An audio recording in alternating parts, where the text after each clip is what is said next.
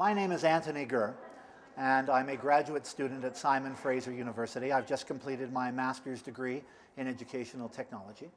I'm also a longtime video game developer. I've been in the business for over 20 years. I've worked for companies here in Canada, Japan, and the United States.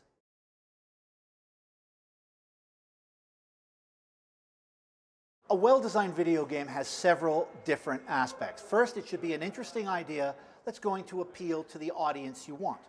The second thing, the gameplay should be something that people need to understand. We have a saying in the game business, easy to learn, hard to master. Like Pac-Man, for example. The next thing about a video game is that it should be something that gets people's attention and keeps them wanting more. What I mean by that is once you've learned how to play, it's like, oh, I want to play this again and again and again. And maybe when I play it again, it offers me something different. This leads to another point, and that is you need to graduate the level of difficulty. Once I learn this, I go on to the next stage, and the next stage, and the next stage. We call this replay value. In today's video games, choice is very important. People like to make choices, whether it's what hair does my character wear? What clothes do they wear? What kind of things can I buy? Can I be a chef? Can I be an engineer? Can I be an alchemist? Can I open up a bakery? Can I do these sorts of things? So having choices, being able to customize, are also very important.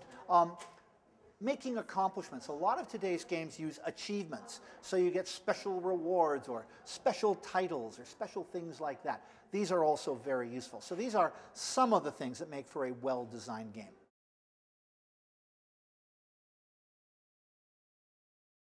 Over the years, there have been many video games that have been devoted to health. Something I'm reminded of when the Super Nintendo was around during the 1990s. There were actually a couple of video games that were made. One dealt with managing diabetes. Another one dealt with going to the dentist. They were unusual at the time. Now what we see today with health, with the Nintendo Wii, for example, the ability to actually physically get up and physically be active and to interact with other people together. So now video games are entering a physical component. And now, of course, the Xbox 360 has brought out the new Kinect system. Now, it will be interesting to see if a new generation of games appear that allow healthy aspects, physical aspects, to come into play using this new technology.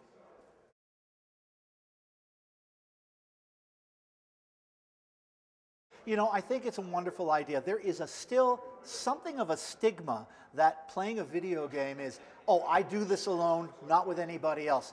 But actually, that's not true. Research now shows that a lot of kids, a lot of teenagers like to play together. One of the things I remind people is when the first video game machines were made back in 1972, there were two controllers.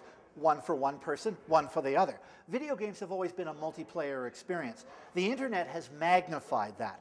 When you have games for very young children like Club Penguin, for example, so getting together with friends in Club Penguin, or maybe Sony's Free Realms, so being able to create your own characters and meet together and do things. On the end, for older children, you have the well-known massive multiplayer games like World of Warcraft. So you are building races and characters, and you join these amazing adventures in teams of up to 25 people, fighting amazing creatures and going into places that require huge amounts of coordination, understanding, communication, organization. So there's this whole aspect to collaboration in games that I think people are becoming much more aware about. It's not just a one-person, one-game thing anymore.